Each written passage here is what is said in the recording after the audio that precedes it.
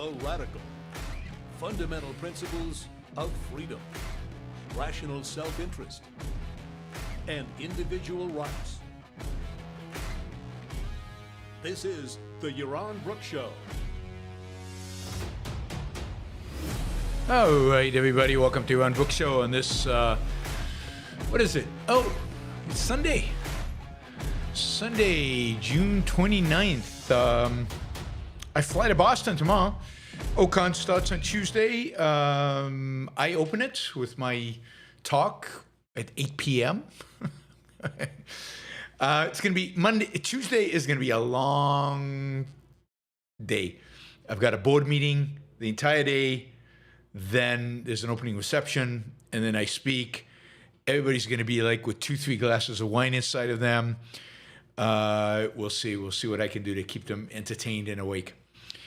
All right. Hopefully, I'll see many of you in Boston. I'm looking forward to that. I know many of you are coming, so I'll see you. Jonathan Honing is going to be at Ocon. Excellent. Looking forward to seeing you, Jonathan. That's wonderful. Jason says, "Stay healthy." I'm trying. I've done okay recently, if you can count that. Recently, I've done okay.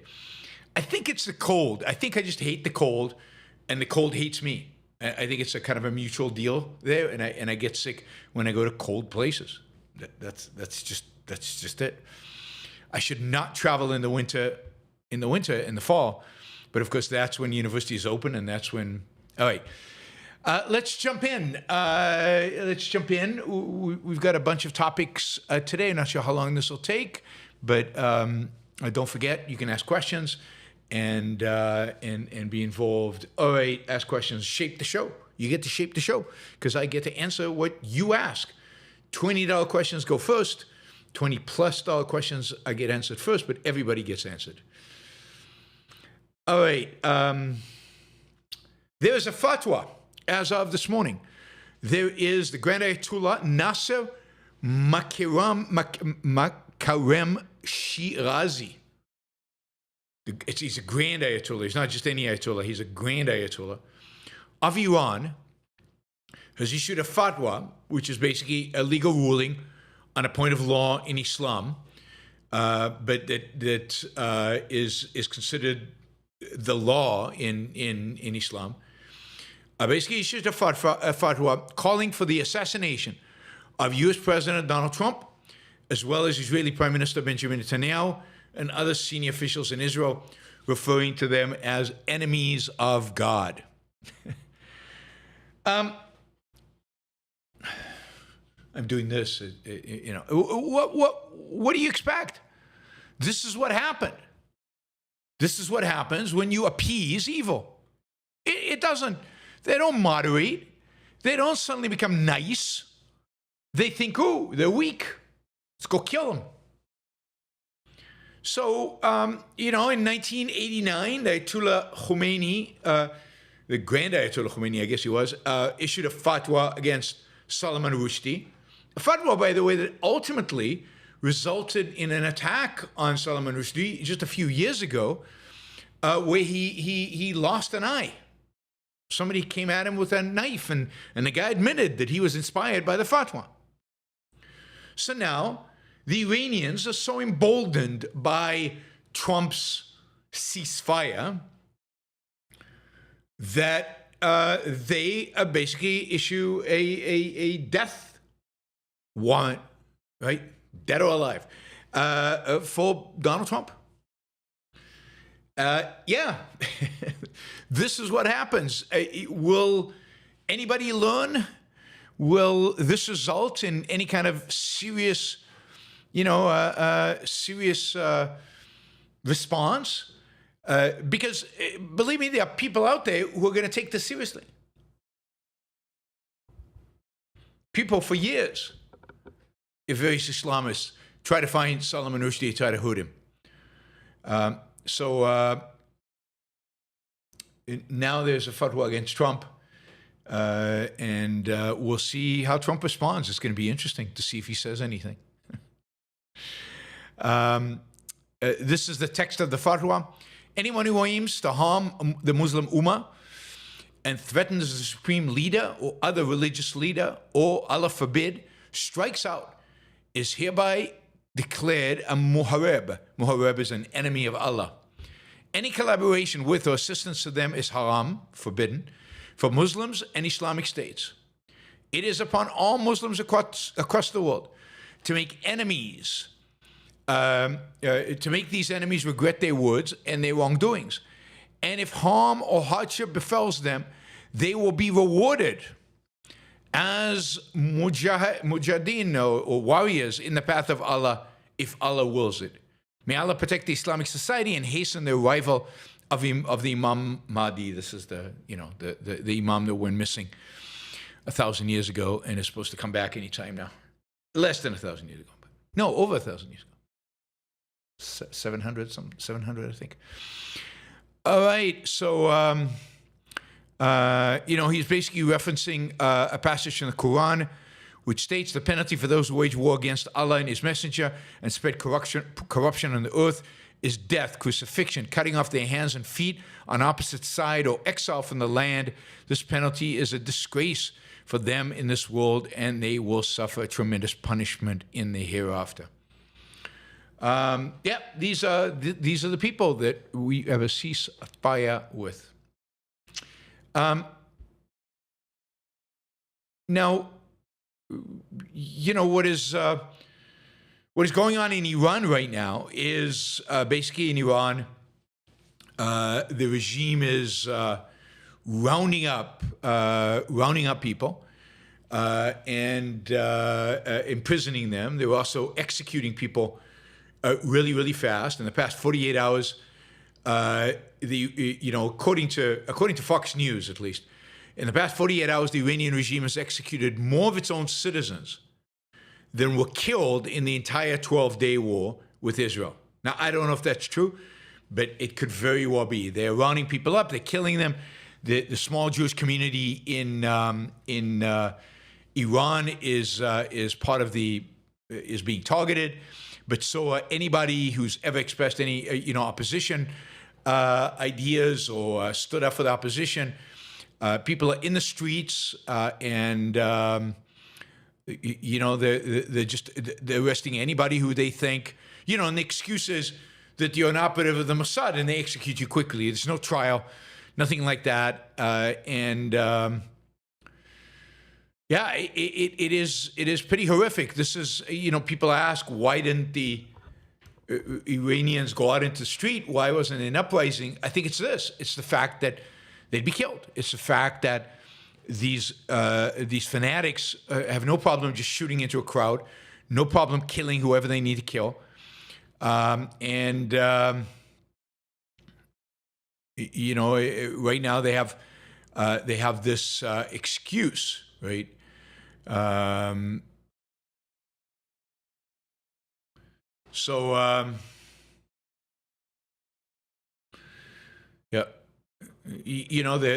pressuring people who have done social media, and they're putting a lot of pressure on journalists working for Persian language media outlets, outside of Iran. So, for example, if you work for a anti-regime media outlet outside of Iran, they're rounding up journalist families to try to put pressure on them. People are being tortured, beaten, and again, incarcerated, and in some cases, are being executed. So Iran is taking out their frustration at losing the 12-day war on fatwas, right, and on their own people, primarily on their own people.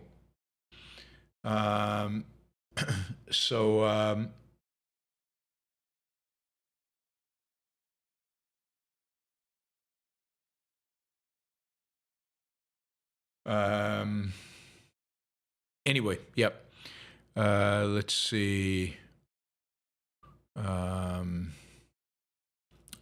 The debate about Iranian refining, the uranium, the uranium enrichment, the ability to enrich the uranium continues.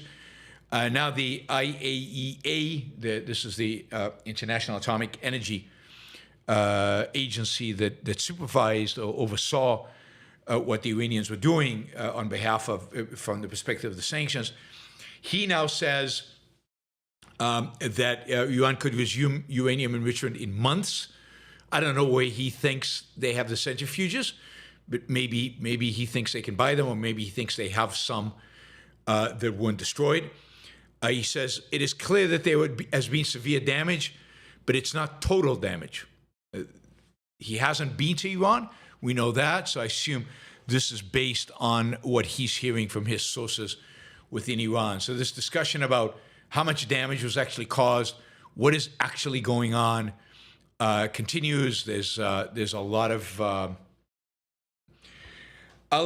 people upset in the U.S. and a lot of debate going on in the U.S. around this, and a lot of discussions and different intelligence agencies. And again, as I said last time, the Israelis are sending out different messages. But the bottom line, I think, is, in my view, the bottom line is that this ceasefire was a massive mistake. That whatever happened in terms of the nuclear program, a few more days would have helped get a little bit more clarity. A few more bombs would have probably secured and guaranteed more damage and therefore more delay. And I think the big mistake was not going after Khamenei and the actual regime, not going after the Iranian leadership. And that could have been done. When Trump turned back the planes that were flying over Tehran, they were about to launch a major assault on Tehran, and he turned them back because of the ceasefire. He made them come back to Israel. There was a real opportunity there to do a lot more damage, and the fact that the planes were all over Tehran meant that the damage was going to be done to, the regime installations, regime buildings and bases. Would have weakened the regime quite a bit, even more than it had already been weakened. I think as I said at the time, I think another week or two would have really, really weakened this regime and made it possible for real regime change to happen. Instead, you get these nuts being emboldened enough and mystical enough and crazy enough and insane enough to actually issue a fatwa to kill the president of the United States. I mean, that is megalomaniac and insane under any circumstances. But when you've just been whipped the way the Iranians have been whipped in the war, it is really crazy. Israel has committed to going back to Iran anytime there's a hint that they are working again on developing nuclear weapons. Of course, Israel's been saying that for 20 years. Maybe now it's changed. I'll believe it when I see it. That's good. If they're willing to live up to that, that's good.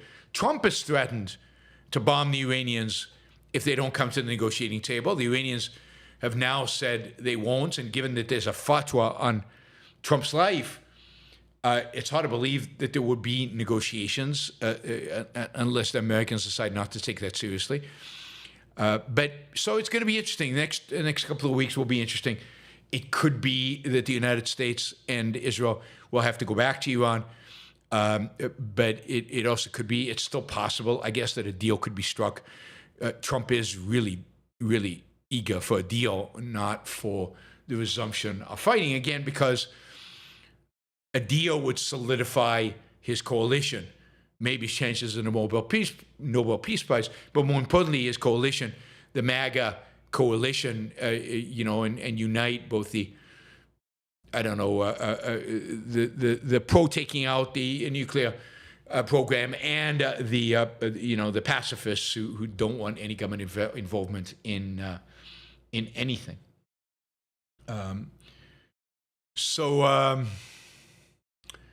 I think that's what we have with Iran. I think we've covered that. I want to remind everybody that this show is a show supported by listeners and viewers like you. The show is funded from, among others, the Super Chat. So please consider making a contribution by asking a question or making a contribution by doing a sticker, but making some kind of a contribution in a trade, win-win.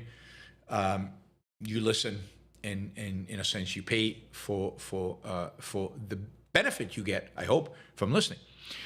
All right, let's shift away from foreign policy, from Iran, and let's shift to the big, beautiful bill. The big, beautiful bill, which is big and beautiful, is passed the first round at the Senate. So the Senate took this bill, and they voted on whether to start debate about the bill. They voted for that, but then the Democrats did this procedural thing where they forced the bill to be read out loud before there would be a discussion and then a vote on the bill, the final bill. Then there's going to be amendments and votes on amendments, and then there'll be the final bill, and they'll vote on that. So yesterday and today, for 16 hours, the bill was read at the Senate.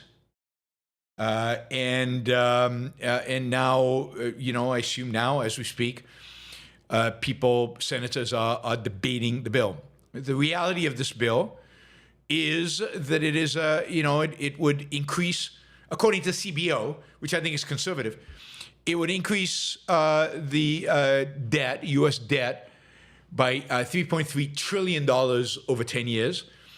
And that is under positive assumptions that certain aspects of the bill don't get renewed. But these things always seem to get renewed, just like this bill is renewing tax cuts from 2017. So they always gets reduced. In that, if it gets renewed, then it would be $4.2 trillion over the 10 years.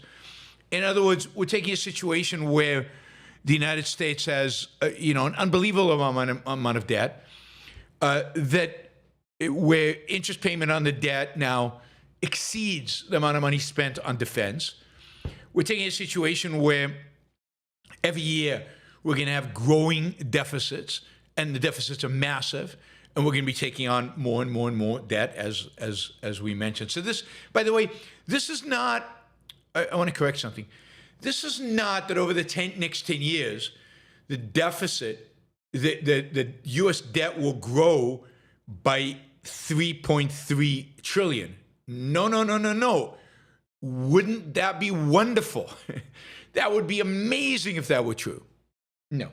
What this is saying is that relative to current spending, relative to the current trend line, this bill will increase the debt above and beyond what would already happen. So, for example, if we're running right now $1 trillion deficit for 10 years, that's 10 trillion. And then what this is saying is instead of a $10 trillion addition to the debt, we're going to be having $13.3 trillion additional to the debt.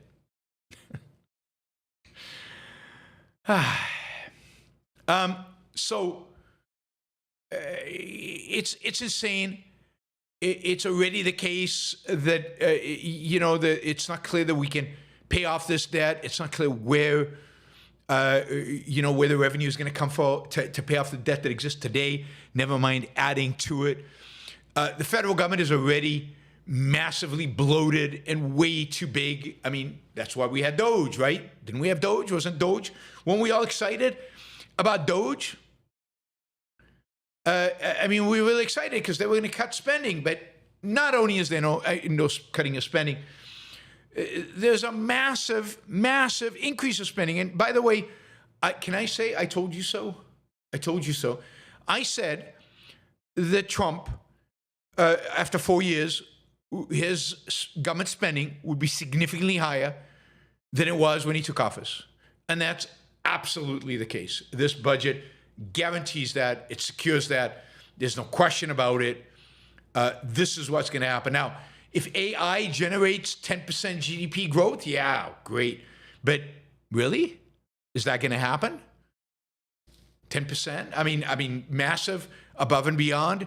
Probably not. It takes technology years to actually manifest itself in productivity growth. It took electricity, a couple of decades, I think more than 2 decades, to actually ultimately get reflected in increased productivity. It took technology, tech, like the invention of the PC and everything that entailed.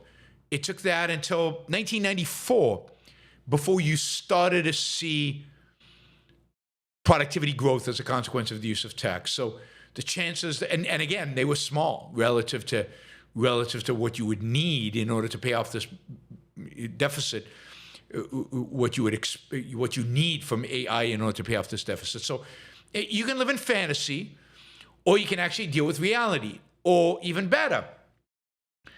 The reality is, and that government spending, it's not just that it will retard economic growth. It's not just that it will increase interest rates. It's not just that at some point it will require inflation. It's not just that it is a massive burden we're placing on ourselves and our children and grandchildren to pay it all off. It's that this allows the government to do a million things that the government should not be doing, that it's immoral for the government to do. This means that you're paying, the government is taking money from you today, anywhere from, 15%, to 40+%, the federal government, taking money from you to redistribute, to regulate business, to pay off interest on the debt, to do a million different things, really, that government shouldn't do. It's not their job to do. It's not it's not what they are allowed to do based on our Constitution. Government is supposed to protect our individual rights. That would require a budget that's about 90% smaller. You literally cut $9 out of every 10. And then you would get close to a government that's actually doing its job versus doing a bunch of stuff that is fundamentally harmful to your individual rights. Like destroying healthcare with all this government subsidies to Medicare and Medicaid and, controlling pharma prices and all of this.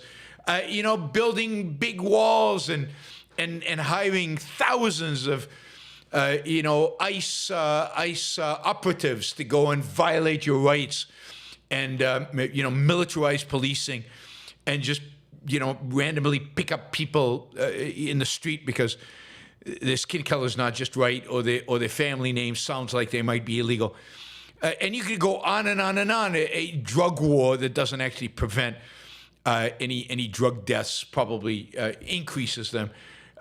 Certainly increases deaths. A prison system that is packed with people who, have not committed any violent crime. Just on and on and on in terms of, and then not to mention the tens of thousands of people employed by the government to control you, to regulate you, to tell you what you can and cannot do, to intervene in your life. So put aside the bankruptcy, put aside the inflation, put aside the fact that taxes are going to have to go super high in the future to pay off all this nonsense. The rights violation that this budget, represents is horrific. It's disgusting. It's immoral. And these are the Republicans who are supposed to be responsible. They're supposed to care about the Constitution. They're supposed to want to shrink government. I mean, how many of them praised Doge and talked about Doge, and everybody's excited about Doge and we're going to cut spending? Wasn't that exciting? And then what do we get? We get a spending bill that's just out of control. It's just out of control. And that's done nothing structurally, significantly, to liberate any of you. It doesn't move you 1 inch towards more freedom. It does exactly the opposite. It moves you against freedom, away from freedom. Now, the 1 inch it moves towards freedom, is in energy. It basically is ending subsidies to solar and wind. At least it will end by 2027, I think it is. But that's good, and that's great, and that's the Senate was going to the original version of the bill was not going to end these subsidies in time. So that's good, and that's all because of Alex Epstein. He made this possible. He was literally, day and night, I think, over the last couple of weeks, going from senator to senator to senator to senator, and people in the administration talking them into this. So that's great. Good for them. I don't think that compensates for all the horror that is in the rest of this bill. Now, granted, again, to cut spending, you have to make dramatic changes. To cut spending, you have to literally reform things. You have to change things, change priorities, change stuff.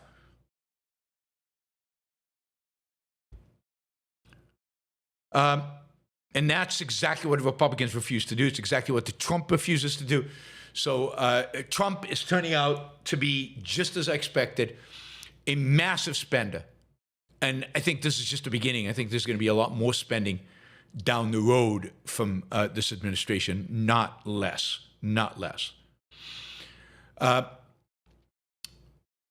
What I want to say? What else did I want to say? So that's and the taxes. God, cutting taxes when you're running massive deficits and when you're massively in debt is wrong. It's wrong because somebody has to pay.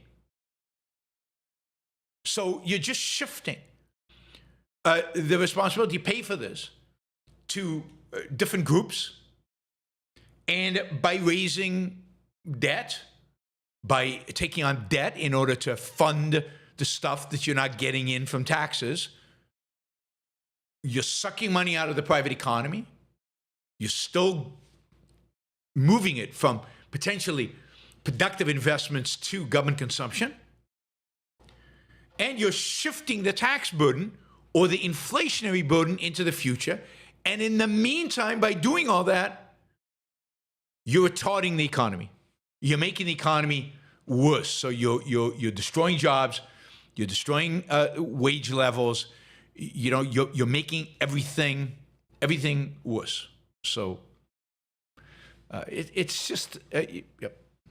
And remember, this is a Republican bill. Imagine what the Democrats would pass. I still think.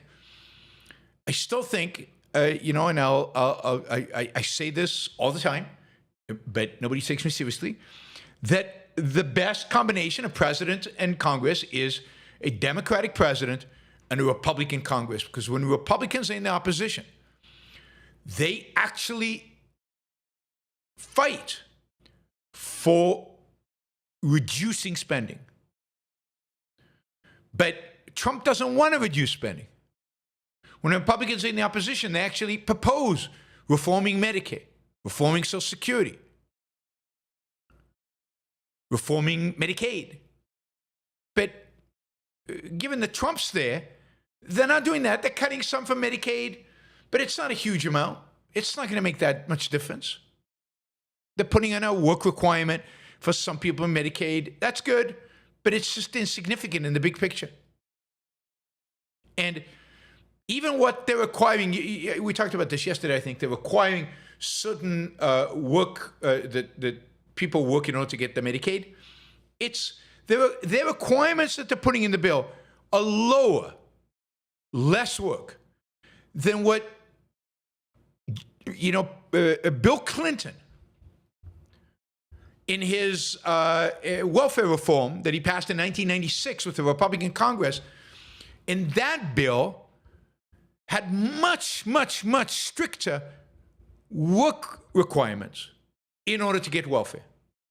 So under that bill, People were required to work 30 hours a week for households with at least one working age parent, and 35 hours a week for households with two parents as a condition for receiving benefits under the Temporary Assistance for Needy Family program. Today, inflation-adjusted federal welfare spending is 2.7 times. Inflation-adjusted, 2.7 times what we spent in 1996. You could cut it by a third.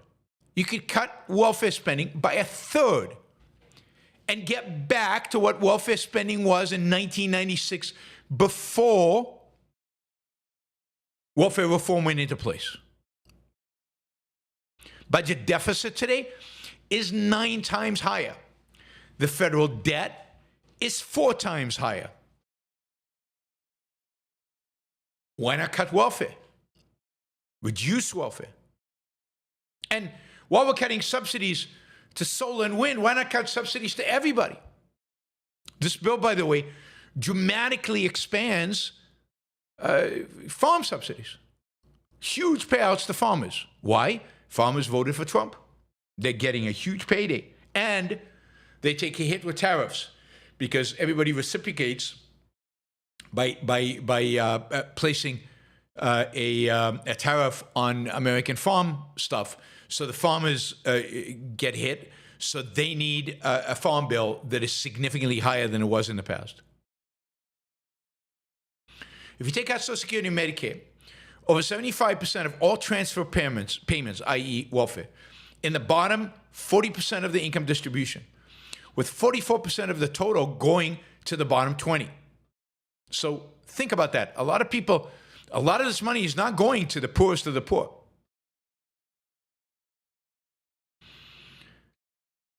%99 of middle-income households with working-age adults have at least one full-time worker, and 96% of lower middle-income households with a work-age adult have at least one worker. It's the bottom 20% of the income distribution that work falls off. Only 26% of households in this bottom quintile with a work-age adult have someone who actually works. Wow. I guess that explains why they're so poor. Because if you don't work, there's no income, then you're in the bottom 20%. So why won't they cut? Why are Republicans not cutting welfare? Why are they not increasing work requirements? Why are they not making the work requirements more significant? Well, it's pretty straightforward. Because that's their new voter base. Republican voters now, particularly in a lot of swing districts, a lot of their new voters are voters that are in the lower middle class to bottom 20%. And therefore, they don't want to alienate them. So it's all politics. Nobody cares about rights, the role of government, the Constitution. Nobody cares about the economy, what deficits do to the economy, what large debt does to the economy. No, nobody cares about any of this. Any of this. All right, so, a lot of people voted for this, but weren't very happy with it. But there only 2 Republicans voted against it going forward. Now, it hasn't passed yet, but going forward. And the 2 Republicans were Rand Paul. And Rand Paul voted for it. He's the only one who voted for it on principle. He voted against it on principle. He voted against it because it raises the debt ceiling, because it increases deficits, because it increases government spending dramatically. And he's the only one of an entire Senate. There used to be like 5, 6 Republicans that you could count on not to vote for a budget that increased spending significantly. I mean, him, Cruz, Lee, what's his name from Wisconsin, Johnson from Wisconsin. They were like the free market guys. That's all gone. Completely gone because now they're all beholden to Trump. Now, Tillis was the other senator. He's a Republican from North Carolina. He's the other senator that refused to vote for it, but he refused to vote for it because it cut too much Medicaid. It cut too much, and he is afraid that in North Carolina he will lose votes and not be reelected. Trump then went after Tillis and said basically that Trump would fund people to primary Tillis, and Trump would make sure that Tillis was not the nominee 2 years from now when he's up for reelection. Anyway, about a few hours after Trump made that threat this afternoon, Tillis basically announced that he's not going to run for another term in the Senate. He basically said that he's not going to seek re-election, and that this is what he wrote. Quote, in Washington, over the last few years, it's become increasingly evident that leaders who are willing to embrace bipartisanship, compromise, and demonstrate independent thinking are becoming an endangered species. So, as a consequence, he's decided to not seek re-election and to leave the Senate. He said it wasn't a hard choice, given what's going on. He said, as many of my colleagues have noticed over the last year, and at times even joked about, I haven't exactly been excited about running for another term. So he is leaving the Senate. Yeah, I mean, Trump just lambasted him. He's a talker, complainer, not a doer, but that's it. I mean, you either follow Trump's line, you either get in line, or Trump is going to go after you, and Trump is going to ridicule you, and Trump will, support somebody to primary you. The same thing is happening to Massey. I don't think Massey has announced that he's retiring, but Massey, who voted against the same bill in the House, Trump is raising money for the people who are going to run against him. So it's exactly that. It's independent thinking, which is the key. The Republican Party has become a party where you either do what Trump says or you're out. And that's pretty horrific. Gone is the ability to think of yourself for yourself. Gone is the ability to propose new things that are different than what the great supreme leader wants. All right, tariffs. A good op-ed a couple of days ago, a few days ago actually, in the Wall Street Journal, by a couple of writers who are really taking on the tariff and trade issue kind of head on, which is really good. Phil Gramm, who's the former senator from the state of Texas, was always, relatively speaking, a free market type, exactly the kind of person who could not win a Senate seat from Texas or anywhere else today because Donald Trump would be opposed to him. So Phil Gramm and Don Boudreaux. Don Boudreaux is an economics professor at George Mason University, who is excellent on trade. He's devoted much of his career to writing on trade, and he's very, very good at it. He terrible on foreign policy. He doesn't like me because of my foreign policy, but on trade, the guy's really good. Anyway, they've written here they're writing about the steel and aluminum tariffs. Now, what's interesting about the steel and aluminum tariffs is these tariffs are not the ones that Trump is being sued for. That these are not the ones that the plaintiffs are claiming are unconstitutional, because these are not based on that law that doesn't mention tariffs that Trump is using for reciprocal tariffs. These are non-reciprocal tariffs. They're just 50% now on steel and aluminum tariffs, and they're done under a different provision, which maybe Trump could be sued over, but right now I don't think has been, which is more of a national security threat, right? These are essential for national security or something like that, and therefore 50% tariffs are being imposed on it. But this is what they write about these tariffs on steel and aluminum. Because steel and aluminum are crucial in manufacturing, anything close to a 50% tariff will drive up the cost U.S. manufactured products dramatically, the products of the U.S. manufacturers. That will harm consumers, make U.S. manufactured products far less competitive on the world market, and significantly increase the probability that tariffs will drag the economy into a recession.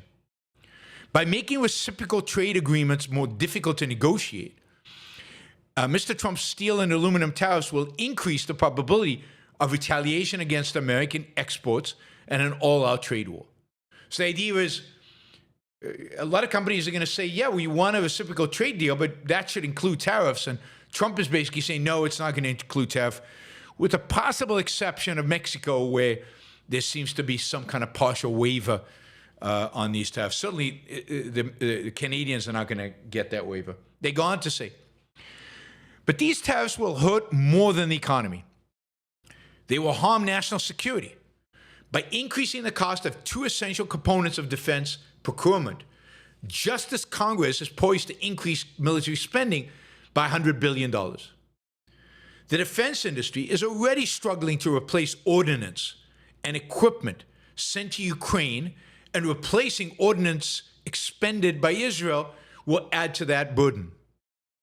While total imports, so think about this, how much of that requires steel? While total imports compose less than 14% of the U.S. economy, steel imports make up 25% of U.S. steel consumption. The U.S. imports roughly half of its aluminum consumption. The new 50% tariff will have negative economic effects far larger than the original 25% tariff in 2018. Those had carve-outs for Canada and Mexico, the largest suppliers of steel and aluminum to the U.S. Brazil and Korea were also exempt. The 2018 tariffs didn't cover derivative products that could be imported as substitutes for raw steel and aluminum. This one does.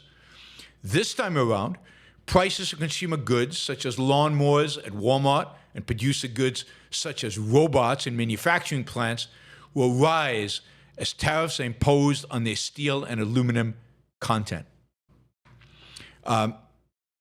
So this is going to raise prices. It's going to reduce jobs. Here's what they write. Unsurprisingly, while employment in steel and aluminum production grew by a piddling 2,300 jobs in 2018-2019, employment in manufacturing, this is the 25% tariffs, they were only partially implemented back then, employment in manufacturing industries using steel and aluminum in their production fell by an estimated 75,000 jobs. The job losses from the new tariffs will be many times greater. The tax on the steel and aluminum content of all imports will affect almost every U.S. trading partner, making it harder to reach reciprocal agreements, right? This is their final paragraph. Deliverance from the 50% tariffs on steel and aluminum could come from the court action, finding that Congress doesn't have the authority to delegate its constitutionally prescribed powers to lay and collect taxes, duties imposed and exercises. That's a different lawsuit, not the lawsuit that says this law doesn't cover tariffs. It could come from extraordinary bipartisan action by Congress to take back its tariff-setting powers and void the Trump levies. You think Congress would do that? Or Mr. Trump might find the political dexterity to escape this protectionist trap he has set for himself and the economy. But the most likely outcome, they write, is a recession. Yeah, pretty sad. Let's see. By the way, Graham and Boudreau are authors of a book called The Triumph of Economic Freedom, Debunking the 7 Great Myths of American Capitalism. Sounds like a good book. Should probably buy that. All right. I probably have already bought it, would be my guess. Oh, no, it's only on hardback. It's coming out. Oh, July 5th, soon. So it's coming out. I think once it comes out, it'll be on Kindle as well. So it's coming out July 8th. So in a few days. So there you go. Craziness on the tariff side. And again, as July 9th approaches, which is when Trump decides on reciprocal tariffs, we could be having a bunch more craziness as a result of whatever he decides to do at that point. All right, quickly on Pharma. So you remember the piece, you remember the executive order that Trump signed that basically requires pharmaceutical companies to sell drugs to Medicare in the United States, the largest buyer of drugs in the U.S., at the lowest global price, right? And that's going to go into effect here. I mean, as we talked about it at that time, this is going to destroy R&D. It's going to destroy, innovation. It's going to destroy investment in new drugs. It's going to make it impossible for drug companies to make enough profits to justify the investment in these new drugs unless they stop selling drugs to a lot of very poor countries and therefore don't give discounts to anybody and force drug prices to be much higher everywhere else in the world and create competition from drug companies that overseas that don't pay attention to IP, and it's just going to create a disaster. And one of the disasters that the Wall Street Journal points out, again, a good editorial in the Wall Street Journal by Richard Burr, is that one of the things that's going to happen is that another country's drug industry which is already competing strongly with the United States, is going to overtake us in terms of the design, the production, the testing, and the approval of new drugs. And that is China. Here's what the op-ed says. Meanwhile, China isn't catching up. It's surging ahead. In 2024, Chinese companies launched more clinical trials than U.S. firms. Analysts expect 37% of new licensed compounds this year will come from China. Once known for copying Western drugs, Chinese companies are now developing their own, especially in areas like oncology and immunology. At the same time, European countries with price controls have seen an exodus of clinical trials and lost their leadership in drug development. Right? So this could mean, he goes on, China could control which types of new pharmaceuticals are developed and who has access, including targeting drug development for large populations that have financial benefits and leaving drugs that treat rare diseases out of the equation, which is likely what they will do. Currently, 68% of new drugs are approved first in the U.S. If China overtakes our leadership, we're in danger of losing this edge, leaving American patients to wait for China to decide when we can access new medicine. China politicizes everything, although we'll talk in a minute about maybe potentially some good news out of China.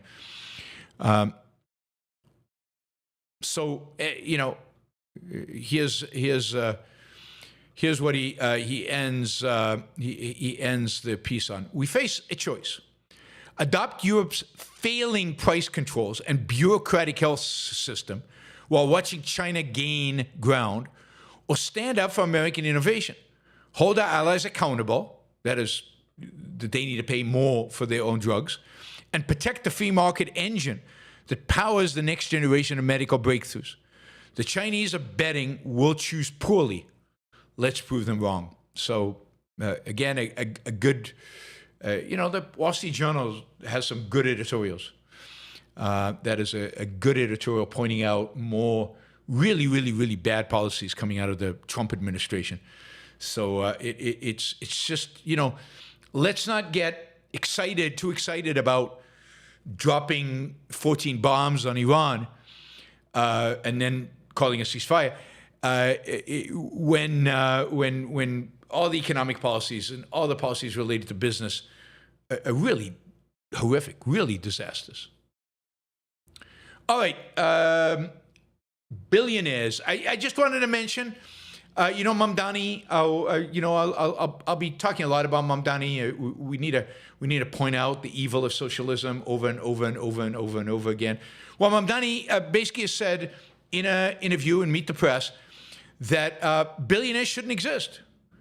We shouldn't have billionaires. I mean, the only reason they should exist now is so we can take their money away from them. But billionaires shouldn't exist. And of course, the only way for billionaires not to exist is to steal their wealth from them. I'm sure Mamdani would be happy with a wealth tax. He can't do it while he's just mayor of New York. But, he probably has bigger ambitions. The socialist probably wants more, and his success will invigorate, I think, the far left portion of the Democratic Party. But he wants policies that will basically make billionaires disappear. He can't ban billionaires as mayor of New York City, but this guy is an enemy of civilization. He's already said he doesn't like capitalism. We know he's an enemy of capitalism, but as I will argue at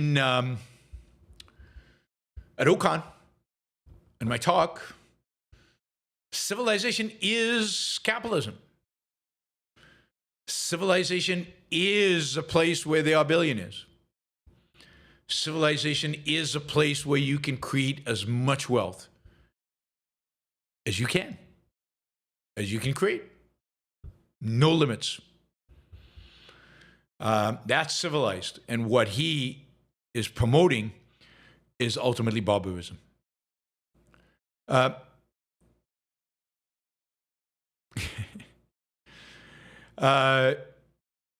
all right, not going to talk about that. All right, finally, some good news out of China.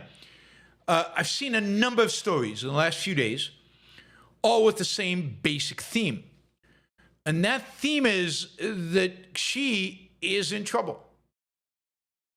And maybe on his way out.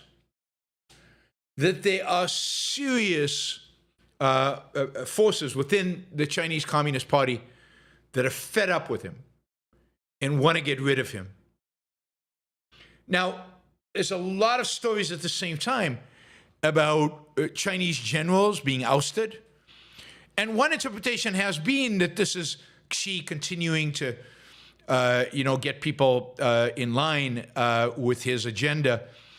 But this alternative interpretation is saying, no. What's happening is this is the other people who are trying to get rid of Xi, eliminating his support base in the military.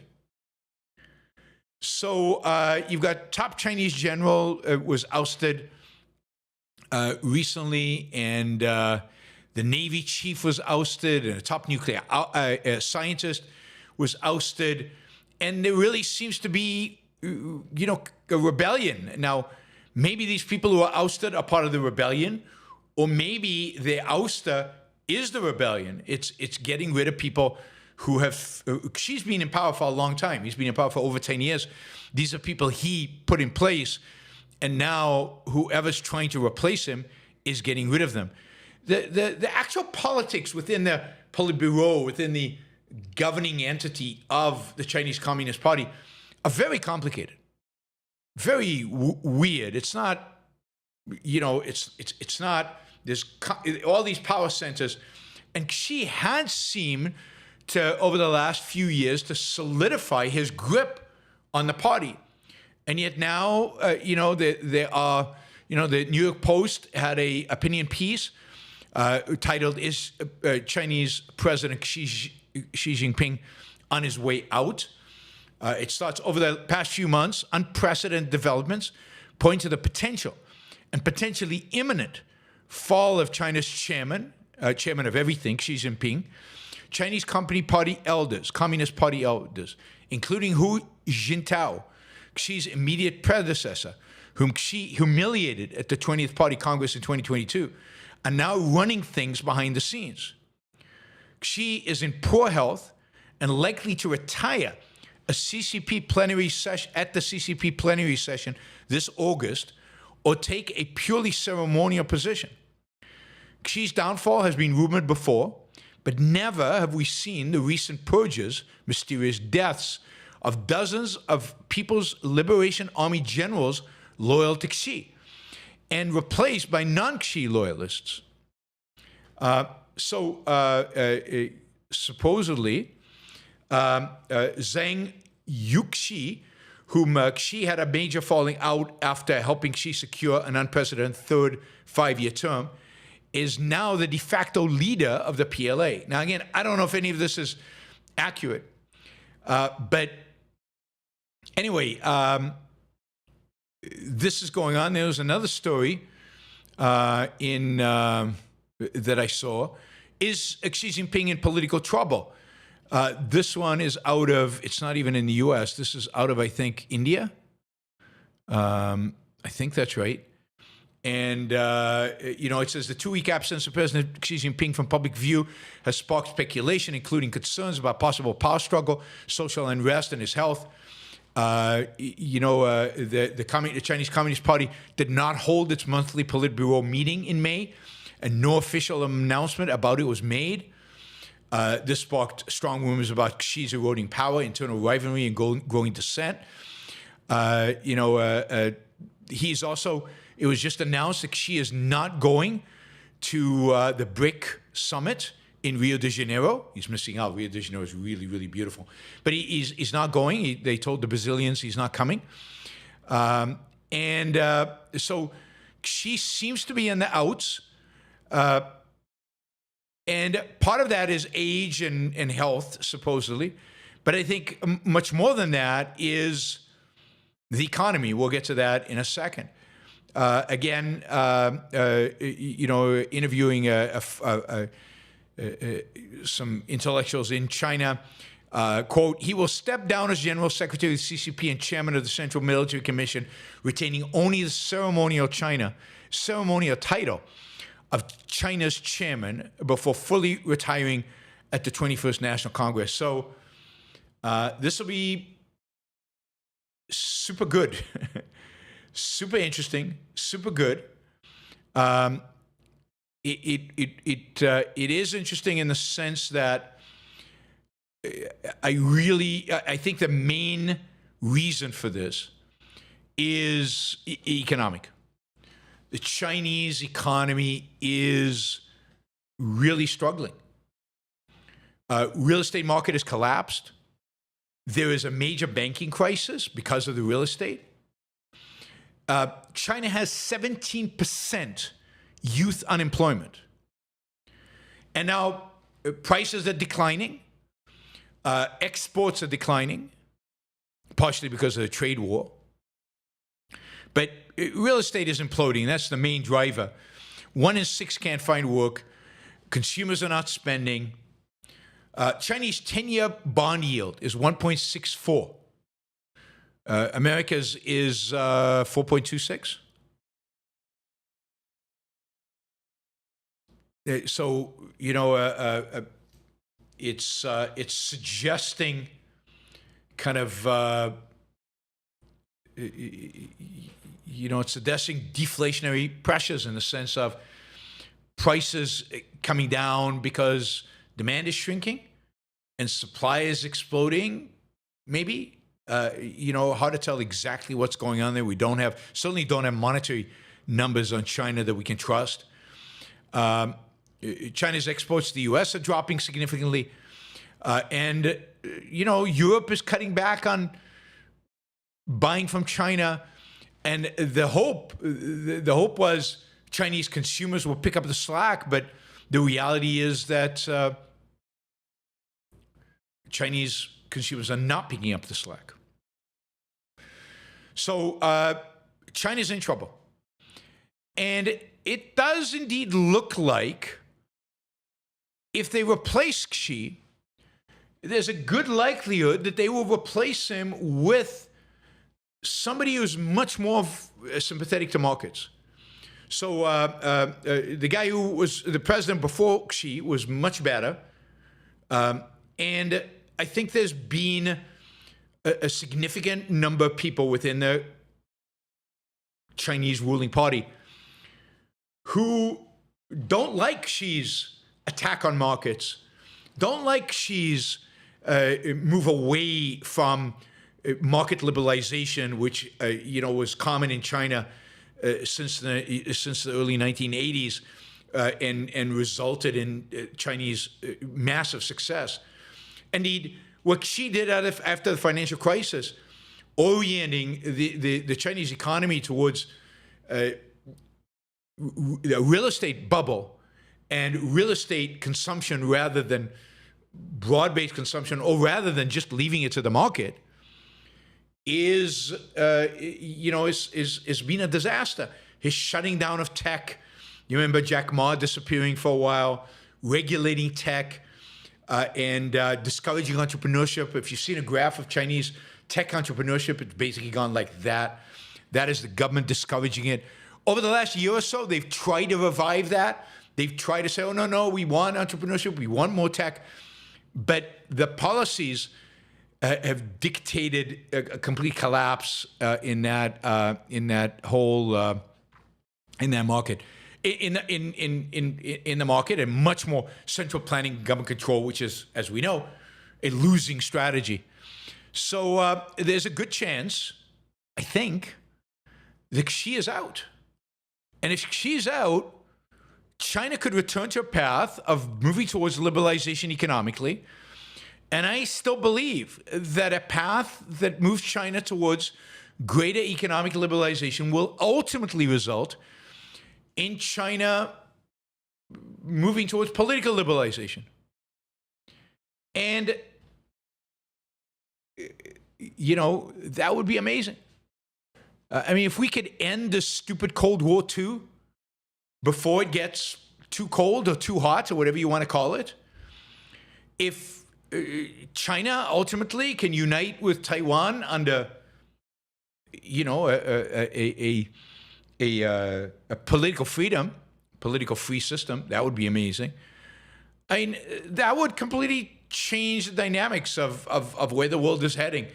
It might be true still that the United States is heading towards a catastrophe, but at least other parts of the world would be heading in a good direction, and maybe the rest of the world could emulate a country like China liberalizing. It still has to happen, though, right? There's no guarantee that it will happen. But I am now hopeful that Xi will be gone, and we will get an opportunity for somebody much, much better to come in his place and move China in a significantly, dramatically better direction. Anyway, that's my hope. And I'm going to be following that story, and I'll keep you updated. One quick China thing. This is just I saw this and I thought I had to mention this. Okay, so this is Trump on China. Maria Bartiromo is interviewing him, and she says about China. She says they hack our telecom systems. They've been stealing intellectual property, fentanyl, COVID, all of this stuff. And Trump says, you don't think we do that to them? You don't think we do that to them? We do. But Bartiromo says, so that's the way the world works? And Trump said, that's the way the world works. It's a nasty world. This is the great American president that you guys love so much. Basically, Marvel equivalency between us and China. They steal IP, we steal IP. They hack, we hack. They do bad stuff, fentanyl, COVID stuff. We do bad stuff, other stuff, maybe not exactly the same thing. It's all the same, all to justify. This is in the context of he keeps praising Xi and has this wonderful relationship with Xi and thinks China's amazing. But this is so pathetic. It reminds me in 2016 when he was running for president.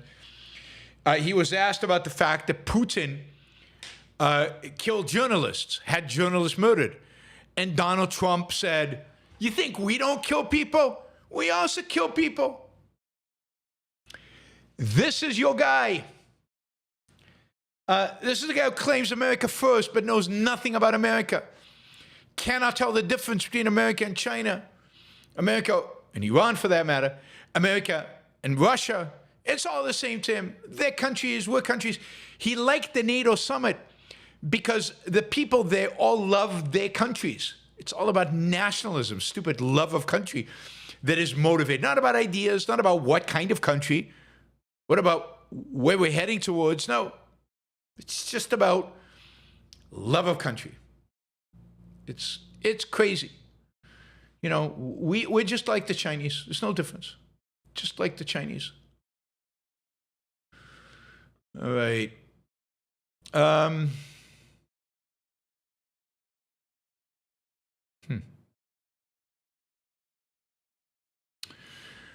All right, guys, that is the news for June 29th. It's a Sunday. I hope everybody's had a fantastic weekend. Fantastic weekend, but no trading going on here. This is all one way, or very little trading. There's some trading. There's some super chats, not many. We'll run through these and we'll call it a night, but you still have an opportunity to support the show with a sticker. We had a few stickers, like a Tony and let's see, a sticker of any amount just to show your appreciation. Team 1275, Ermias, I'm probably mispronouncing that terribly, sorry. I know Jonathan Honing did a sticker. I saw that earlier. And let's see, who else am I missing? There's Jonathan Honing doing 2 stickers. Donna, and I think and I think we're good. So, do a sticker. We've got 173 people watching here, another 200 on Twitter. Come on over. Just that dollar sign at the bottom there, you click on that and you can do a sticker for a couple of bucks or something. You can ask a question. If you can ask a question for $20 or $50, that'll get us our goal a lot faster. We're about $100 short of our first hour goal. But that would be great if you could all engage with trade, win-win with me. All right, what did I want to? Yes, I want to remind you, we now have 3 sponsors of the show. We have Hendershot Wealth Management. Hendershot Wealth Management, what we're really, there's a particular product that I'm really excited about that I want you to learn more about. And you can do so by going to YouTube and listening to this interview that I did with my former business partner, Robert Hendershot. I'm putting the link in the chat, but it is also in the description below in the video. You can go watch the video. It's an interview, but it's basically a way for you to completely legally and with very low risk, basically through an investment strategy, reduce to almost eliminate your capital gains taxes, or at least do so, or at least defer them way into the future, so that it's not really going to have a big impact. Because if you defer tax into the future, the advantage is that you get that money that you would have paid in taxes to the government, you get that money invested. And therefore, you get the advantage of compound interest applied to the money that would have gone to the government is now applying to you, and you get to accumulate that. And it has a huge impact on how much wealth you can accumulate over the years and how much impact you can accumulate into retirement. So anyway, if you have a lot of capital gains, and here we're talking about, we're looking, this is a product that's good for people who have, 7-figure capital gains. So $1 million or above. Or if you plan to have large capital gains, that is, you're going to sell a business in the near future or so on. This is a phenomenal product for you, and it's, I'm putting my stamp of approval on it, both as a finance professor, as a finance guy, and as a former partner of Hendershot, and his wife really runs the business. They're good people, so trustworthy, good people. So I'm putting my stamp of approval both on the product and on the people pitching it and engaging with you. So if you're interested, check out the video, and if it sounds interesting, it won't convince you, it won't, because you have to think about your own particular case. Then contact Hendershot. There'll be a website you can go to, and when you go to that website, contact them and get a pop-up presentation from them, a one-on-one pop-up presentation that will describe the product exactly as it applies to your situation, and give you a sense of how much money you could save. All right, second sponsors, as I mentioned, Alex Epstein doing phenomenal work right now in Washington, taking at least something out of this bill that will be positive. A lot of it is garbage, a lot of it is bad, but the one positive thing in this bill is going to be the elimination, mostly, significant reduction in subsidies to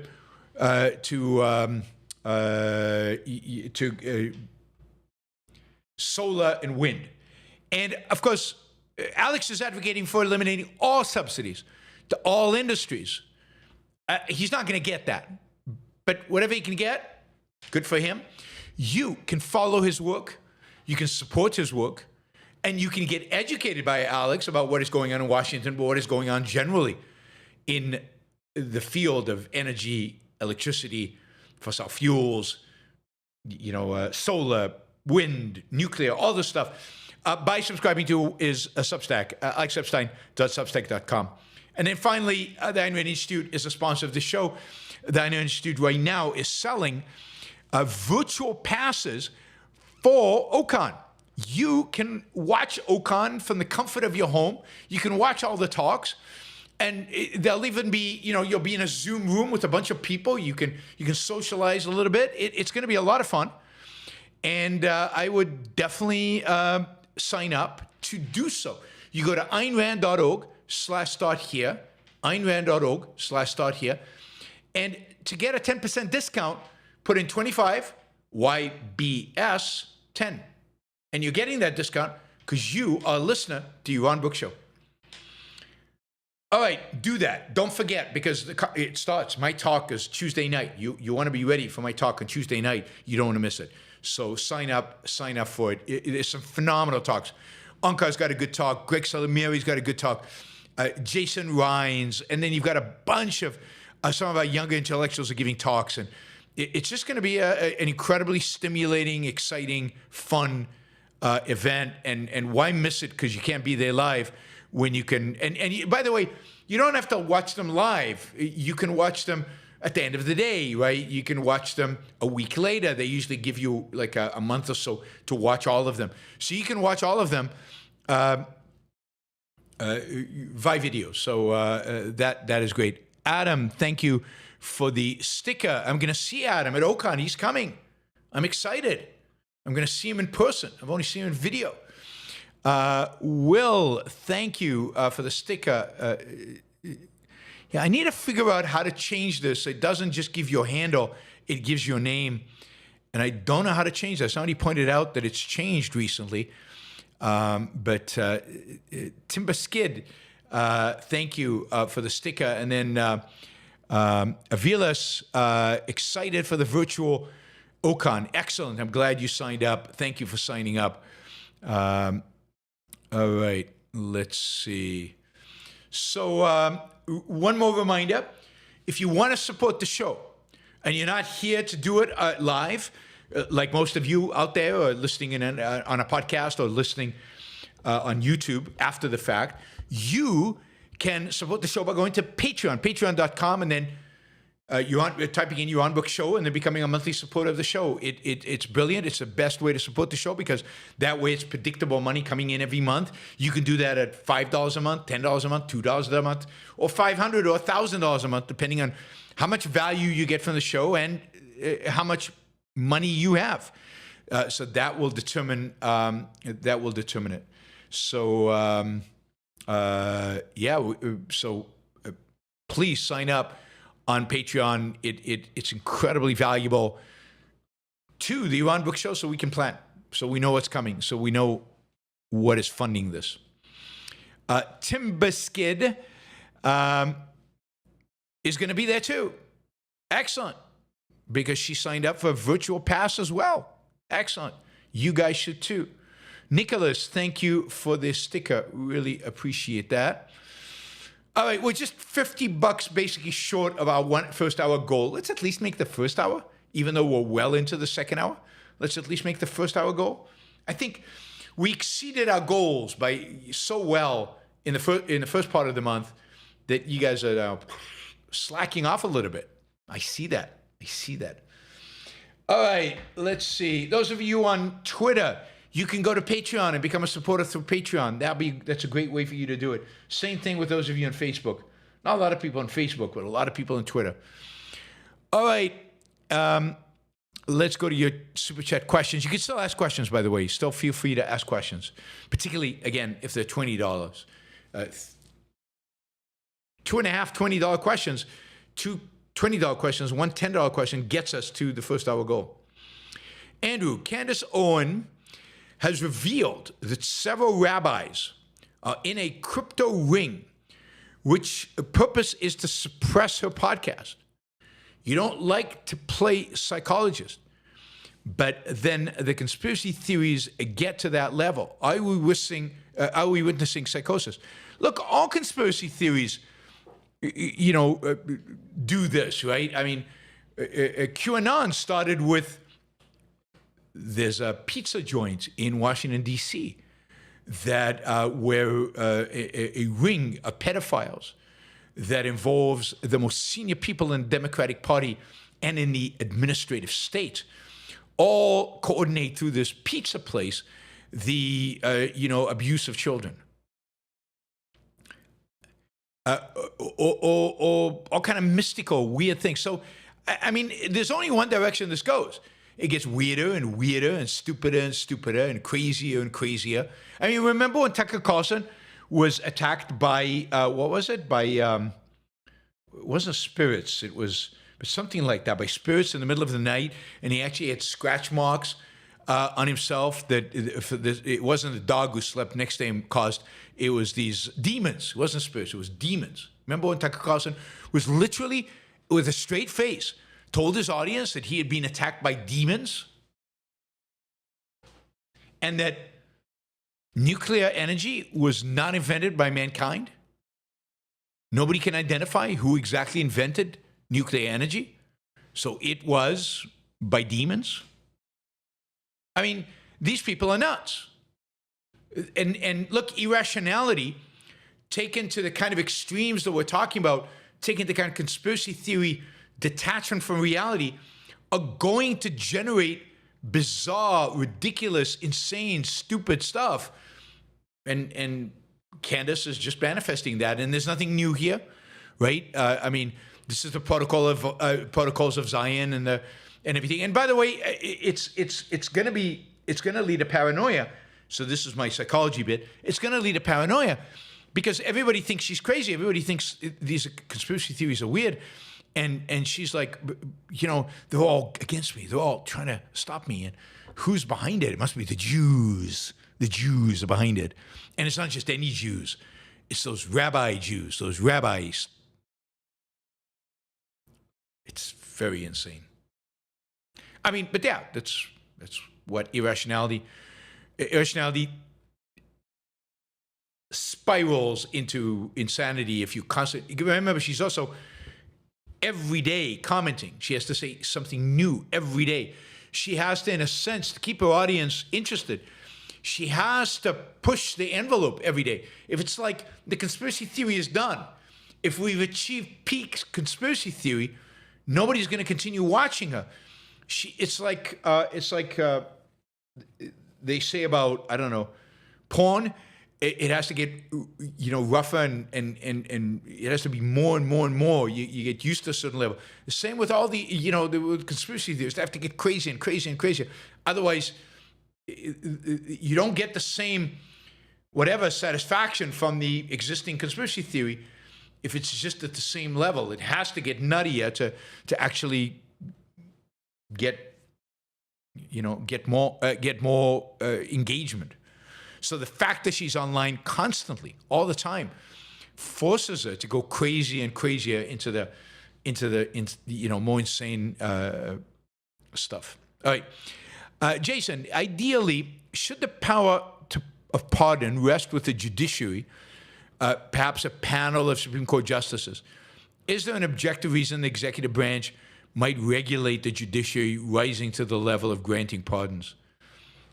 I don't think the judiciary should be in that position. No, I think the executive should do it, but it needs to be delimited. There have to be constraints on who you can pardon, what you can pardon, under what conditions you can pardon. It shouldn't be just an open check. The days where we could trust our presidents to do the right thing are gone, and it's become completely politicized, completely horrific, and maybe the president can propose pardons to a committee, and that committee has to make the final decision based on certain parameters that are specified by law. Maybe something like that. I don't know, but I wouldn't want to just put judges in that position. I think it's not a healthy position for them to be in. Andrew, Rand stated that other people don't have power over you, but even in an exchange society, don't we depend on other acquiescence in order to survive? Thus, others have power over us. How am I missing the essential point? The essential point is, what does power mean? You need to be able to trade with other people. You need to be able to engage in exchange with other people. And even that, you don't have to. You can become a subsistent farmer and still survive. But, in a society, other people don't have power over you. Apple doesn't have power over me because they sell me an iPhone. We have a voluntary agreement or not, and I can move somewhere else. I can go buy a Samsung. So, or I can not have an iPhone. So it's not power. Power is associated with force. Now, there is such a thing as economic power, but economic power is not over somebody. It's the power accumulated because I have a lot of money by engaging in voluntary transactions. So Amazon doesn't have power over me. I use Amazon. They can stop dealing with me. I can stop dealing with them. But that is just, a voluntary exchange has to be voluntary. Power is where you have to do what they say. You have to do what they tell you. You have to buy from Amazon. You don't have a choice. And that's just not true. In a free market, people don't have power over you. In a market that allows for force and coercion, they can have it. But she's talking about other people don't have power over you. She's also talking about epistemologically. They can't make you think. Your thinking is yours. And in a free society, they can't make you act.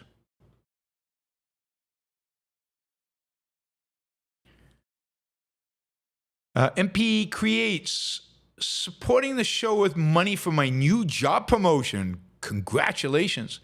I'm an operations manager in a manufacturing and business across the industry is slow right now.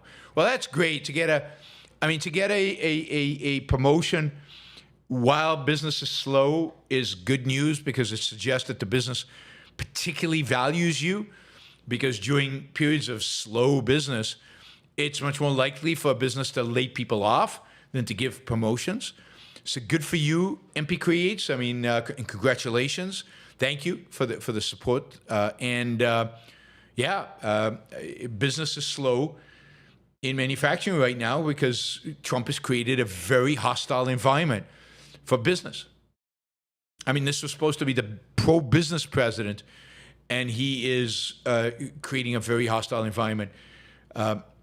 It's interesting that the stock market is going up as much as it is. Again, it's primarily the big tech companies, but it's to some extent it's wider than that, and it's going to be interesting to see if this all makes sense, if it's justified, if this is rational or not, given that I'm hearing a lot of business is slow.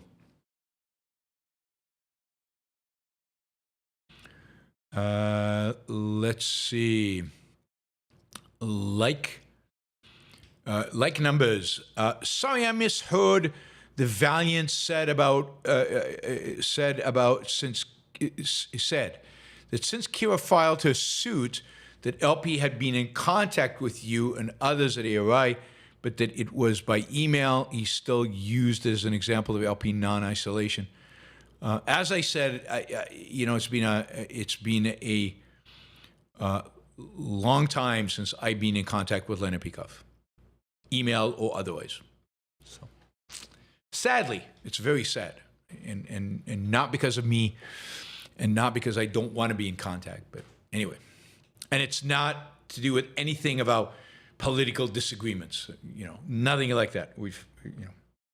Those we've hashed out a long time ago. All right, Brownie, how can there be a regime change in Iran without boots on the ground?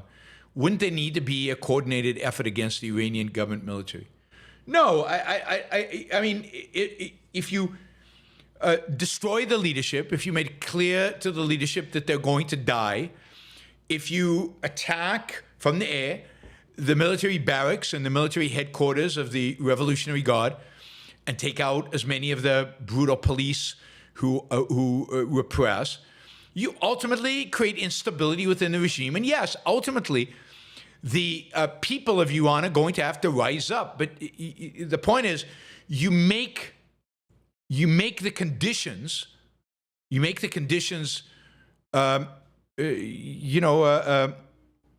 as favorable as possible for that to happen. You can't actually cause the regime change. That has to happen by the Iranians, by somebody in Iran. But you make it as easy as possible for them to do it. By the way, I'm not calling anybody a liar. People can forget, they can be mistaken. I'm saying it's not true. That doesn't mean the other person is a liar. You've got to be able to differentiate between that. If I say what you're saying is not true, it doesn't mean I'm saying you're a liar. You could be wrong. You could be mistaken. You could have lapse of memory. There are a lot of possibilities. So I'm not calling anybody a liar. Right now, I might at some point, but right now I'm not calling anybody a liar. Andrew, I look forward to the day of going to the resort hotel on the moon. Do you think the moon will be used for commercial development, or would that take too much rational egoism? Yeah, I think it will.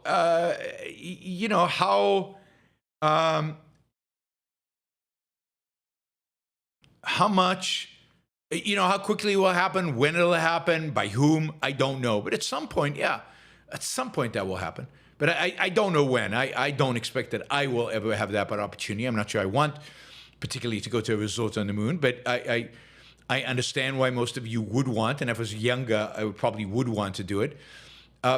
It's not going to happen. I don't know that it's going to happen in my lifetime, but maybe in yours.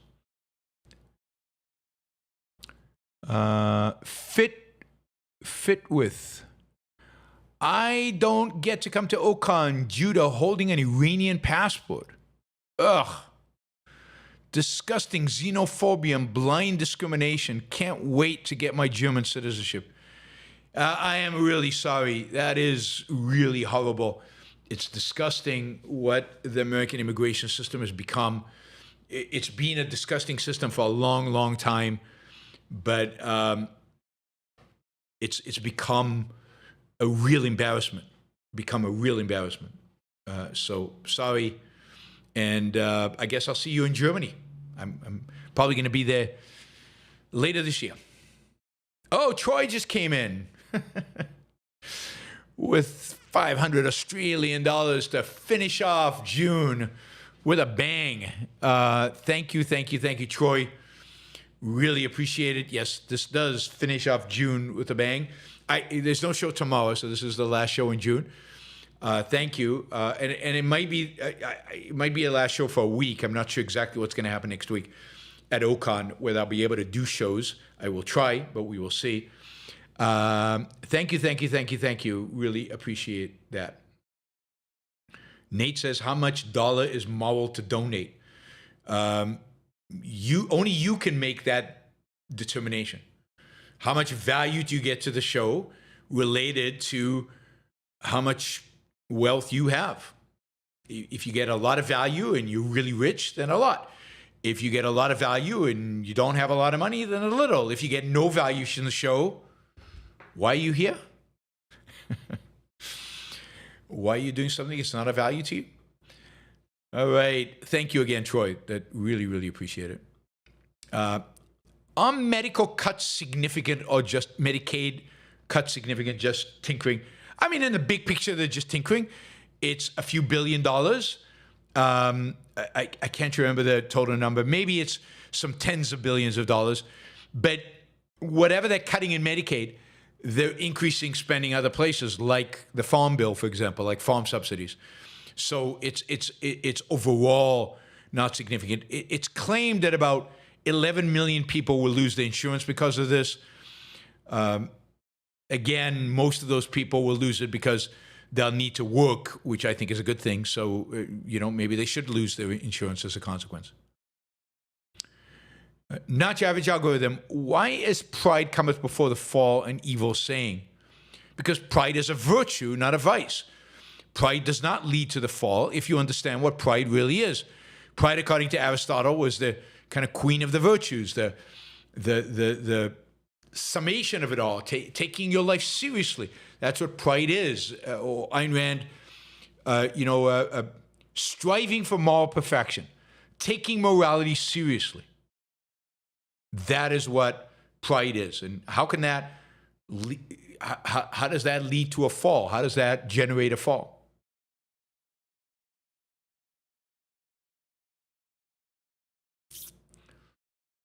So, yep. Whoops.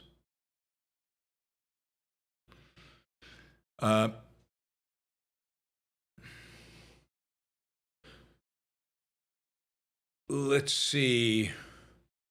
Seems to be the only transactional relationship in which I'm expected to pay more the more money I have. Well, that's not true. I mean, if you donate to any kind of charity or you donate to any kind of nonprofit, might not be a charity, the donations have a direct correlation with the amount of wealth people have. The amount of money you spend on an automobile is not always, but typically related to how much money you have. Yes, there is a difference between a Bentley and a Toyota Corolla, but in terms of transportation, it's not that big of a difference. It's not that big of a difference, right? It is a trade. I'm just saying you determine how much the trade is worth to you. I'm not determining how much the trade is worth to you. You got to determine how much the trade is worth to you. That's this kind of a trade, right? This is the kind of trade that we're engaged in. We're engaged in a trade where you could free ride, you could pay nothing because I'm giving it away, but I am asking for you to contribute something to express the value it represents for you. You have to decide what that number is. I can't decide for you. And I'm not judging you based on how much that money is. It's completely your choice. And a lot of you free ride, and that a lot of you listen for free and don't participate, and that's fine. But you have to decide, is it a value, and do you want to reciprocate? So there are all kinds of trades in the world, right? You buy a book, you know the price of the book, it's right there. But you listen to, you read a Substack, And they're saying, look, if you want, contribute something. Now, I could put all of this behind a firewall and only make it available to those who actually pay something to get behind the firewall. I've decided not to do that, right? I could do that, and then that would set a price. I'm saying, you do whatever you want to do, and if you want to just listen for free, just listen for free. There also are perks associated with higher contribution levels, not so much in the super chat, but on Patreon, because I can't keep track. Although, but somebody like Troy, I will make an effort, and I tried when I was in Brisbane, when I'm in the area, to go see him and sit down, have lunch or have dinner or hang out, right? Because he's such a good supporter. That is an additional perk you get for this. If you contribute on Patreon and you do, $250 a month, then I will Zoom with you for half an hour once every, 3 months. If you do $500, I'll Zoom with you for half an hour every month. If you give more than that, then it's negotiable. What kind of perk I'm willing to have dinner with you periodically. So there's a bunch of different things.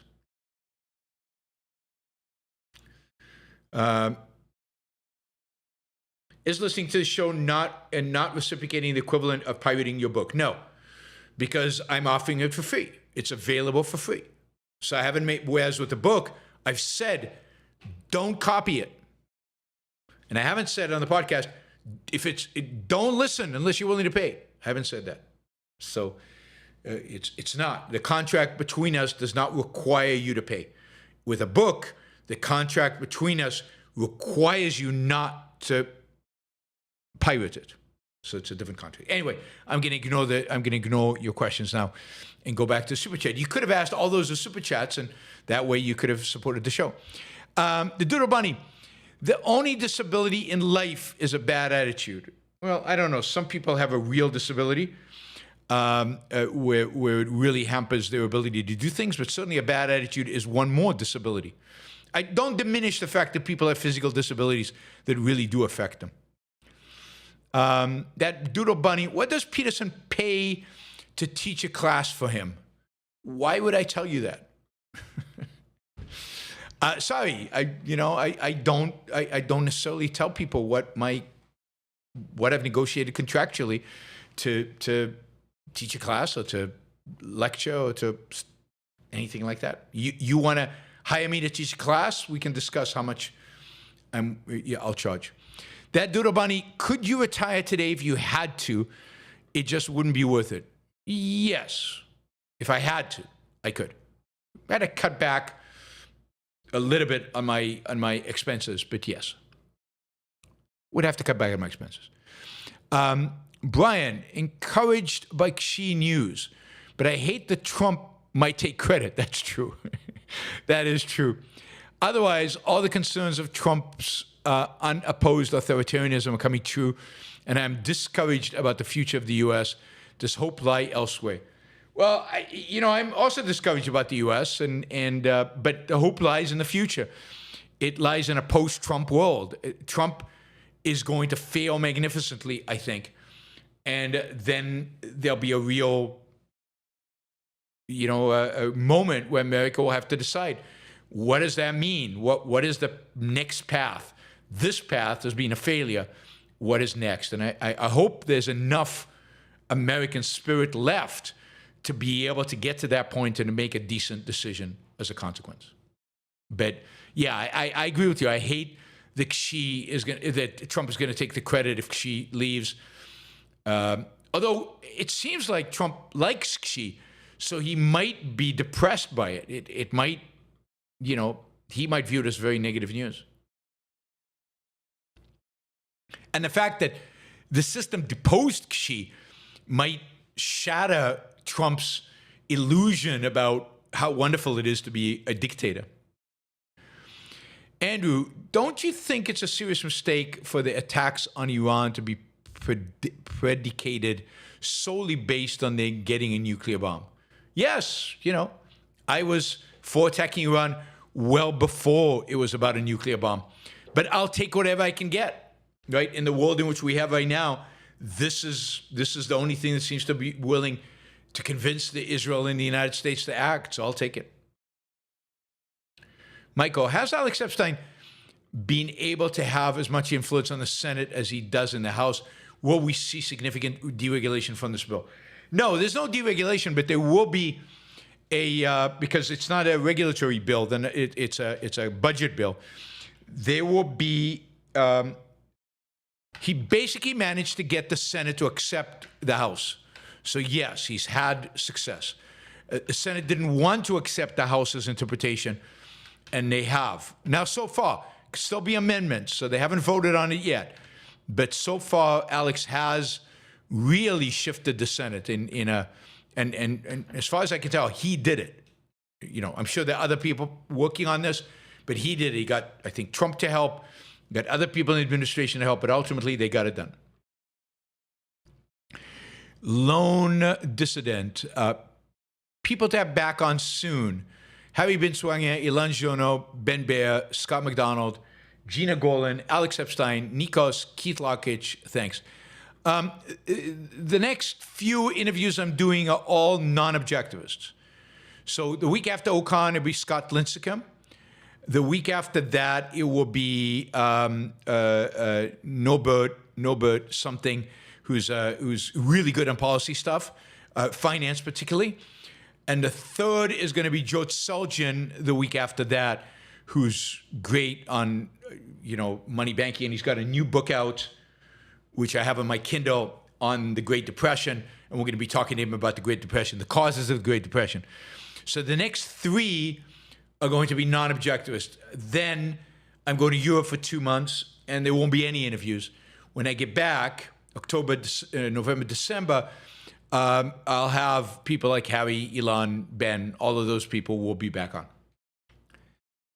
Neo, I want America to be the best forever. Well, I don't care about it being the best. I just want it to be good. Actually, I want it to be great forever. Will, hey, now let's not degrade pornography by comparing it with Owen's madness. At least something of value can be found in some porn. Some porn of some value. I'll acknowledge that. Most of it is worse than crap. Lone dissenter. How often do you go back and read Ayn Rand? I've reread everything countless times, but I'm aware how often something I'm tied in knots about, it was there the whole time. Yeah, I mean, not enough. I'm way too busy, and I'm trying to read more stuff because I'm trying to do new stuff, but not enough. I try to read something of Ayn Rand's, I don't know, every month or every couple of weeks, but I need to do more of that. I haven't read Atlas Shrugged in a long time. I haven't read The Fountainhead in a long time. I'd like to just take some time and do that. Maybe after this Peterson course, I'll listen to Atlas Shrugged. I've never done that. I've never done an audio book. Maybe I'll do that. That could be fun. Andrew, good news on YIMBY Fund. Berkeley, California has legalized duplexes, fourplexes, and small apartments citywide. Yeah, there's a lot of that going on in California. California is where the biggest crunch in terms of housing is. And there's a lot of that going on, and it's good. And I hope there'll be a lot more. Of course, that's not, legalizing duplexes, fourplexes. It's not enough, but it's a start. And it will ultimately reduce rents and reduce prices. We just need a lot more deregulation of land use so we can build. What happened to that new city in Northern California across the bay from San Francisco? I haven't read anything about that in a year, I think. They're going to build a whole new city on private land. Timber Skid, I think it's admirable that you, Yaron, are motivated to make a positive difference. Gail, thank you, Gail. Yes, I appreciate that. I appreciate that. But yes, that's ultimately what motivates me. There are other things I could be doing that I think could make a lot more money than this, but this is fun.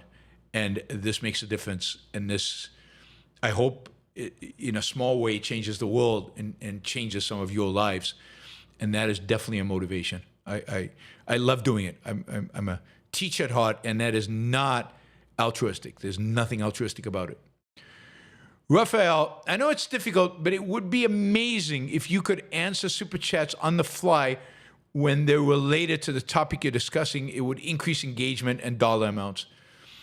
I mean, I can try. It means I really need to follow along and be able to read them as they're happening. But I will try to do that. I've thought of that as well, that it would add spice. So definitely on the list of things to get done. All right, guys. Thank you. Thank you, Troy. That was amazing. Thank you to the rest of you. All the super chatters were great. All the stickers were amazing. You guys are incredibly supportive. I think this month we did very well. So thank you. I don't know exactly what's going to happen this coming week.